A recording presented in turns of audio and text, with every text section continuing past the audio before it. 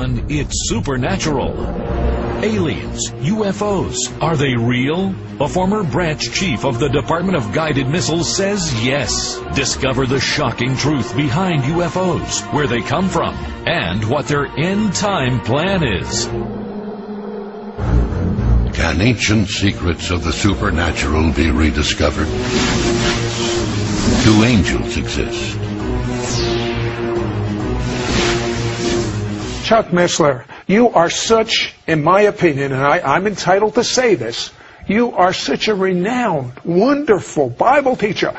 Are you a little Miss Sugar? What are you talking about? UFOs, flying saucers? I mean, I don't get it. Well, first of all, I appreciate the intended encouragement, but I really came at this whole subject because of my love for the Bible. It happens that I come out of an information science background. My whole career, 30 years in the strategic community, gives me perhaps a little different perspective than most people would have going at this topic. But I want to right up front indicate it was my biblical interest that brought me into this rather than my high-tech background, although that's proven to be, that and my Department of Defense connections have been very valuable to me. So that's one of the reasons I find myself in this peculiar posture. So you found a controversial verse in Genesis 6, which has to do with a prophecy that Jesus said. I start with Jesus, and in Matthew 24, he gives 4 disciples an inside briefing on a second coming. And in that briefing, he makes a very strange remark. He says, as the days of Noah were, so shall the days of the coming of the Son of Man be. Now, many people presume he just meant that it was because of the business as usual. So anyway, the point is, we need to understand what the days of Noah were like in order to understand what he was saying. So that takes us to Genesis 6, and when you jump into Genesis 6, you quickly discover that very few seminaries teach what that passage really says.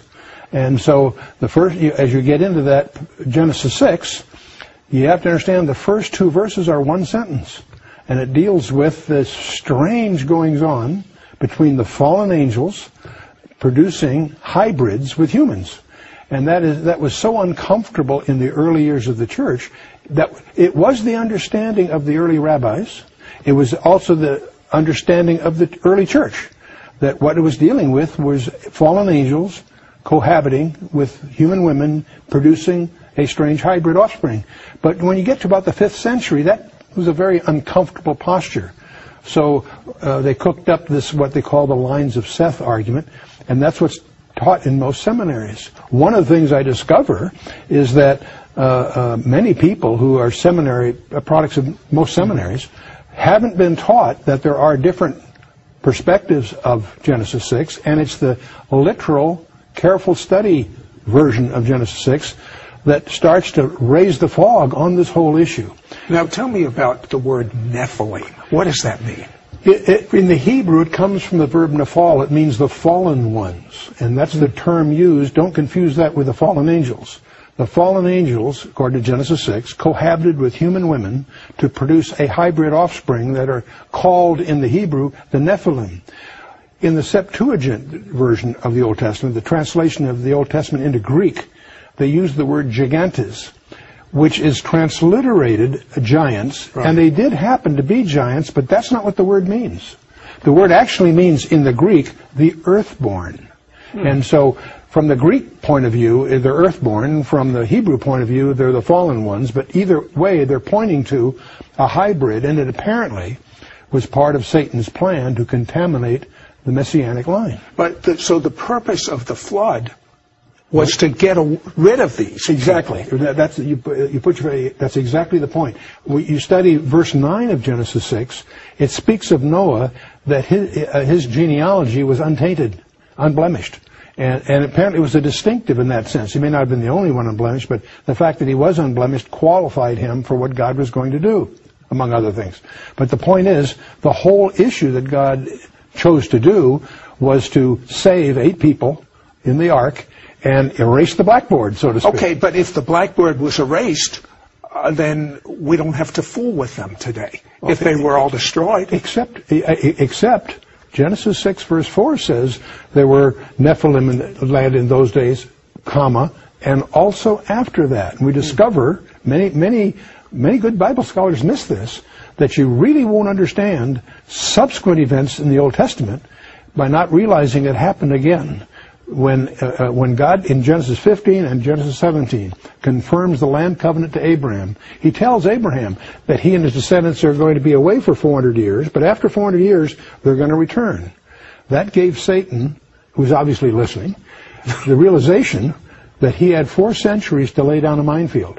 And that's why when Moses enters the land and he sends his at Kadesh Barnea, he sends in the 12 reconnoiters, if I can call them that. They come back and say, and Numbers 13, verse 33 says they were Nephilim in the land. So it happened again. So many astronauts are reporting UFOs, but one was amazing. This one astronaut, John Blaha, a ham radio operator, actually picked up what he was saying. As a matter of fact, a picture's worth 1,000 words. Let's take a look at that now. The wording is as follows. Houston, this is Discovery. We still have the alien spacecraft under observance.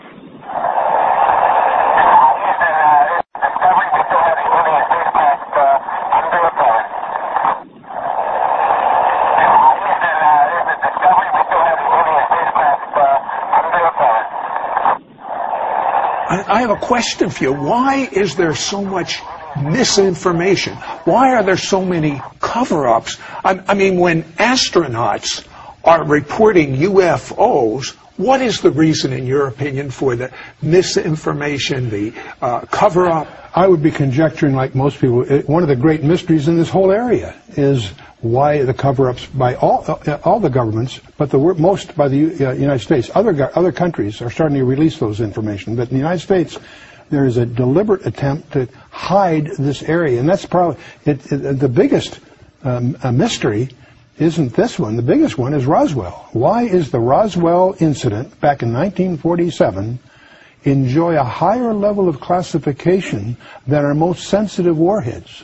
You're from the intelligence community. You should tell me. Well, it makes no sense. I agree. And it's a mystery. I don't have a conjecture as to why they're doing it, but it's clear 2 presidents and 4 congressmen have been unable to crack the security that surrounds the Roswell incident. Why? That was 60 years ago. And that's the mystery. Obviously, there's all kinds of bizarre stories that have come out of that experience.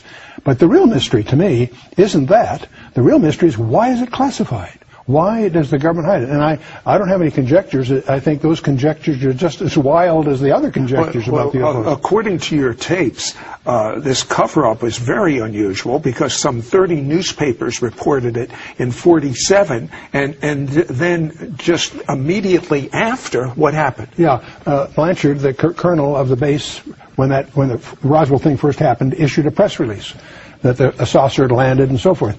Within a few hours, 400 miles away, the Brigadier General in charge of the 8th Air Force countermanded that press release and hatched this story about it was a weather balloon and so forth.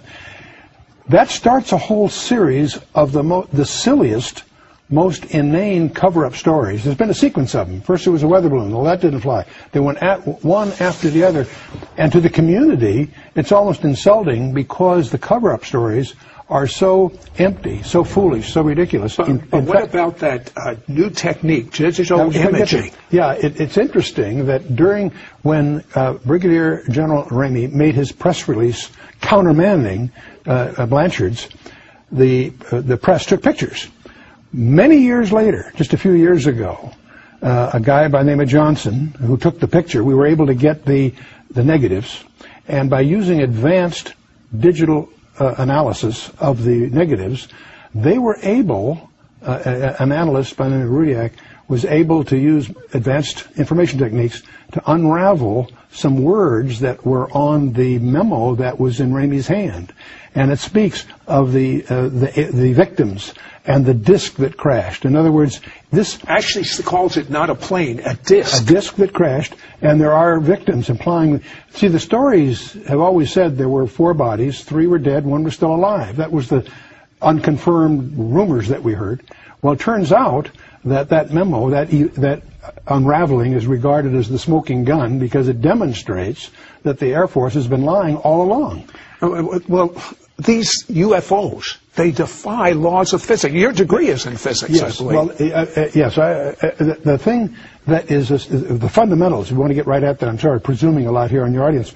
The UFOs have two problems. The one problem is they are tangible. They show up on multiple radars. They leave physical evidence, burnt ground and radioactivity and so forth. So they're tangible. They're not hallucinations. Radar sets don't have hallucinations. Okay. Right. On the other hand, they make right-angle turns at exotic speeds. They go faster than the speed of sound without sonic booms. They do things that seem to violate physical laws, and yet they are physical in one sense, and yet they're not physical in another.